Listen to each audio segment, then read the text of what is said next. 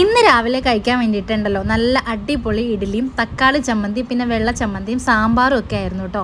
ബ്രേക്ക്ഫാസ്റ്റിന് തന്നെ ഇന്ന് നമുക്ക് വിരുന്നുകാരുണ്ടായിരുന്നു. അതുകൊണ്ട് തന്നെ ഉച്ചക്കത്തേക്ക് കുറച്ചധികം കറികൾ ഉണ്ടാക്കുന്നുണ്ടേ. അപ്പോൾ പറയാണ്ട് വന്നതുകൊണ്ട് തന്നെ നമ്മൾ മീനൊക്കെ ഓൾറെഡി മേടിച്ച് വെച്ചിട്ടുണ്ടായിരുന്നു. അപ്പോൾ അതൊക്കെ കൊണ്ട് കുറച്ചധികം കറികളുമായിട്ട് അങ്ങ് തട്ടിക്കൂട്ടാന്ന് വിചാരിക്കുകയാണ്. അവർക്ക് ഇറച്ചിയൊന്നും വേണ്ടാന്ന് പറഞ്ഞു കേട്ടോ. എന്തായാലും ഞാൻ വേഗം തന്നെ ഉള്ള മീൻ വേഗം കഴുകി കറി വെച്ചു കേട്ടോ. മുളക് കറിയാണ് വെച്ചത്, പിന്നെ മാങ്ങാക്കറി വെച്ചു, അവിയൽ വെച്ചു, പിന്നെ അതേ നമ്മുടെ വേളൂരി ഉണ്ടായിരുന്നു, അതും ഒന്ന് പൊരിച്ചു കേട്ടോ.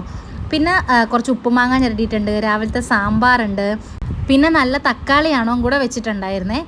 മുളക് കറി ആകുമ്പോഴത്തേക്കിനും മോര് കറിയോ തക്കാളി കറിയോ എന്തെങ്കിലും ഒന്നും ഉണ്ടാവും. അപ്പോൾ ഇന്ന് നമ്മൾ തക്കാളി കറിയാണ് കേട്ടോ വെച്ചത്. അപ്പോൾ എല്ലാ സംഭവവും റെഡി ആയിട്ടുണ്ട്. കുട്ടൻ മീനാണ് കിട്ടിയിട്ടുണ്ടായിരുന്നത്. അപ്പോൾ എല്ലാം റെഡിയാക്കി കേട്ടോ. പിന്നെ അതാ ചോറ് വയ്ക്കാൻ വേണ്ടിയിട്ട് നമ്മൾ ഇരിക്കുകയാണ്. ആൻറ്റിയും കൊച്ചുമായും ഒക്കെ ഉണ്ട് കേട്ടോ. നല്ല ഊണായിരുന്നു, അടിപൊളിയായിരുന്നു കേട്ടോ. ആ മുളക് കറിയും തക്കാളിയാണൊക്കെ കഴിച്ചിട്ട് കുറേ നാളായിട്ടുണ്ടായിരുന്നു. പിന്നെ അവിയലും ഉപ്പുമാങ്ങയും സാമ്പാറും ഒക്കെ കൂടെ കൂട്ടി ഒരു കിടിലും പിടിപിടിച്ചു. അടിപൊളിയായിരുന്നു, നല്ല ടേസ്റ്റ് ഉണ്ടായിരുന്നു. അവരെല്ലാവരും പറഞ്ഞു കേട്ടോ നല്ല ടേസ്റ്റ് ഉണ്ട് കഴിക്കാനെന്ന്. അപ്പോൾ എന്തായാലും അങ്ങനെ ഫുഡൊക്കെ കഴിച്ചിട്ട് നമ്മൾ പിന്നെ കുറച്ച് നേരം അവിടെ ഇവിടെയൊക്കെ ഇരുന്നു വർത്താനമൊക്കെ പറഞ്ഞു. പിന്നെ ദാ ഒരു വൈകുന്നേരമൊക്കെ ആയപ്പോൾ ചായ ഇടാൻ വേണ്ടിയിട്ട് ഞാൻ ഇതുപോലെ ഒരു പഴവേ ഉണ്ടായിരുന്നുള്ളൂ കേട്ടോ. അപ്പോൾ അതും വെച്ചിട്ട് ഞാൻ ചെറുതായിട്ടൊരു കടി ഉണ്ടാക്കാമെന്ന് വിചാരിച്ചു. അവർക്കൊന്നും കടിയൊന്നും വേണ്ടാന്ന് പറഞ്ഞു. എന്നാലും ചായ കൊടുക്കുമ്പോൾ എന്തെങ്കിലും ഒന്നിരിക്കട്ടെ എന്ന് വിചാരിച്ചിട്ട് ഹാദുക്കുട്ടൻ ചായയൊക്കെ എടുത്ത് കൊണ്ട് കൊടുക്കുന്നുണ്ട് കേട്ടോ. പിന്നെ അതിൻ്റെ ഇടയ്ക്ക് ഹാദുക്കുട്ടൻ്റെ ഈ ഒരു ക്യാമറയിൽ ഫോട്ടോ എടുത്തിട്ട് അവരെ കാണിച്ചുകൊണ്ടിരിക്കുകയാണ്. അവർ ഇരിക്കുന്നതിൻ്റെ ഇതിൽ ശരിക്കും ഫോട്ടോ ഒക്കെ എടുക്കാൻ പറ്റും കേട്ടോ.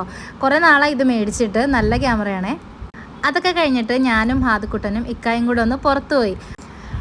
കുറേ നാൾ കൊണ്ട് ഞാൻ പറയുകയാണ് ഡ്രൈവിങ് ഒന്ന് ലൈസൻസ് എടുക്കണം എന്നുള്ളത്. മുമ്പൊന്ന് ഞാൻ ശ്രമിച്ചെങ്കിലും പാതി വഴിയിൽ ഉപേക്ഷിക്കേണ്ടി വന്നായിരുന്നു പഠനം. അപ്പോൾ അങ്ങനെ ഞാൻ പിന്നെ കുറേ നാൾക്ക് ശേഷം, ഏകദേശം 10 വർഷങ്ങൾക്ക് ശേഷമാണ് വീണ്ടും ഞാൻ ആ ഡ്രൈവിംഗ് സീറ്റിൽ ഇരുന്നത് കേട്ടോ.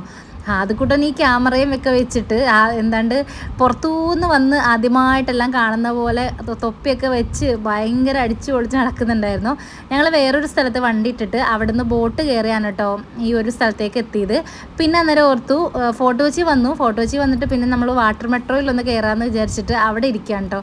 അപ്പോൾ അവിടെ ഇരുന്നപ്പോഴത്തേക്കിനും 1-2 ആൾക്കാർ ചോദിച്ചു നിങ്ങൾ ഏത് സ്ഥലത്തു നിന്നാണ് വരുന്നതെന്ന്. ഹാദുക്കുട്ടൻ്റെ ഈ തൊപ്പിയും എക്സൈറ്റ്മെൻറ്റും ഒക്കെ കൂടെ കണ്ടിട്ടുണ്ടോ ഞങ്ങൾ വെറുതെ അടുത്തുനിന്ന് തന്നെയാണെന്ന്.